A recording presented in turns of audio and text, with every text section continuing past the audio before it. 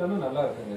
கண்ணில் ஒன்றும் பிரச்சனை கிடையாது. நம்ம வாயில எச்சி விடுற மாதிரி கண்ணில் வந்து ஒரு ஈர பசை இருக்கும்.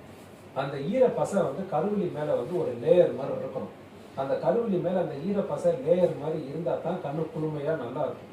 அந்த கருவிழி மேலே அந்த ஈர பசை லேயர் மாதிரி இருக்கணும்னா ஒரு நிமிஷத்துக்கு நம்ம 15-18 தடவை நம்ம கண்ணை சிமிட்டணும்.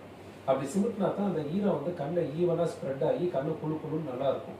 ஆனால் நம்ம கம்ப்யூட்டர் பார்க்கும்போது என்ன பண்ணோம்னா அப்படியே உத்து பார்த்துட்டு இருக்கோம். அப்படி உத்து பார்க்கும்போது அந்த கண்ணு மூடி திறக்கிற ஃப்ரீக்வன்சி குறைஞ்சு போகும்.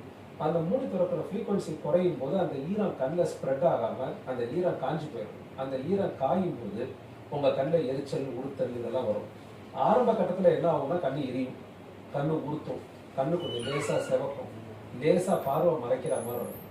இதே வந்து இந்த கருவிழி ரொம்ப காஞ்சிச்சு அப்படின்னா உங்களுக்கு தலைவலி வரும், பார்வை சரியாக தெரியாது, கிடினஸ் வரும், தலை சுத்துற மாதிரி இருக்கும், தூக்கம் சரியாக வராது. இதெல்லாம்